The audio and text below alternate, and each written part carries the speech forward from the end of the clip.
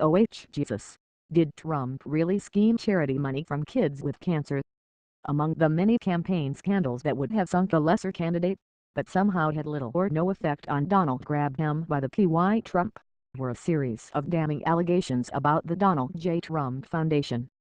An investigation by the Washington Post revealed that Trump hadn't actually given his namesake charity any of his own money since 2008, and that since then, all of the donations have been other people's money, an arrangement that experts say is almost unheard of for a family foundation. In many instances, the Post reported, Trump would then pass the money on to other charities, which were often under the impression that it was Trump's own money.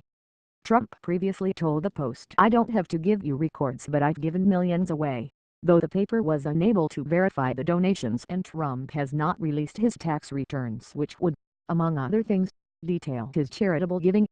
Other alleged business practices at the foundation were, somehow, even shadier. The Post found that Trump spent more than $250,000 from the Donald J. Trump Foundation to settle lawsuits that involved the billionaire's for-profit businesses.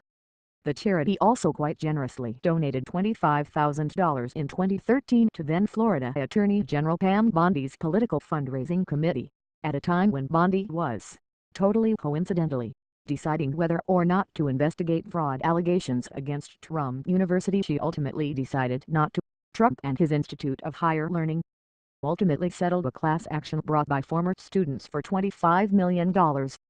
Aides to both Trump and Bondi told the Post the gift and Trump University case had nothing to do with each other.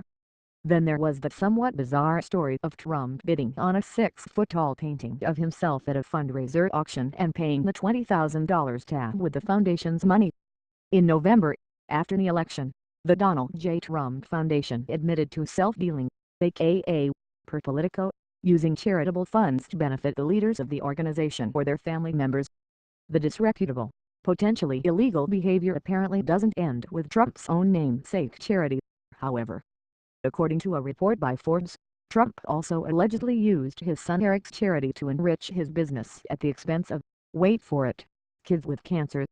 According to reporter Dan Alexander, for the first 4 years of its existence, the Eric Trump Foundation, founded in 2007 by Donald's second son, Eric Trump, mostly made good on its promises to donors. It sent virtually all its money to sick kids in Nugget Street, Jude's Children's Research Hospital in Memphis, with the bulk of the money raised through the charity's annual golf invitational, held at the Trump National Golf Club in Westchester County, New York. Because the event takes place at Daddy Trump's club, Eric Trump told Alexander, "We get to use our assets 100% free of charge," meaning that instead of having to deduct for costs like renting the space and other items, nearly all the funds went to the kids. In reality, the tournament itself cost about $50,000 for the years 2007 through 2010, which Alexander notes is not quite the zero-cost advantage that a donor might expect given who owned the club, but at least is in line with what other charities pay to host outings at Trump courses. But starting in 2011, things took a big turn. What changed? We'll give you two guesses, but you'll only need one. Donald Trump got involved. Costs for Eric Trump's tournament jumped from $46,000 to $142,000, according to the foundation's IRS filings.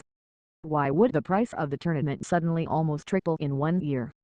In the early years, they weren't being billed for the club. The bills would just disappear, says Ian Gilhuel, who served as membership and marketing director at Trump National Westchester during 2 stints from 2006 to 2015 and witnessed how Donald Trump reacted to the tournament's economics.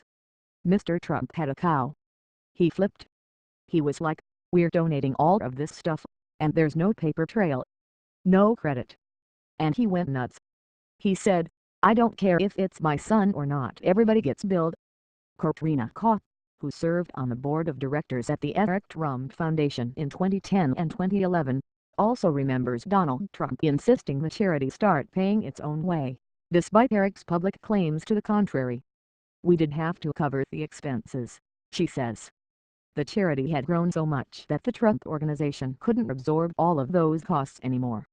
The Trump Organization declined to answer detailed questions about the payments. But it seems that for the future president, who Forbes estimates is worth $3.5 billion, A freebie to help his son directly fight kids' cancer took a backseat to revenue. And the revenue increased each year, with the exception of 2012. From there, according to Forbes's review of IRS filings, the tournament cost the foundation $230,000 in 2013, $242,000 in 2014, and $322,000 in 2015, the last year for which numbers are available. Alexander couldn't find any golf tournament experts who could figure out why or how the costs could be so high.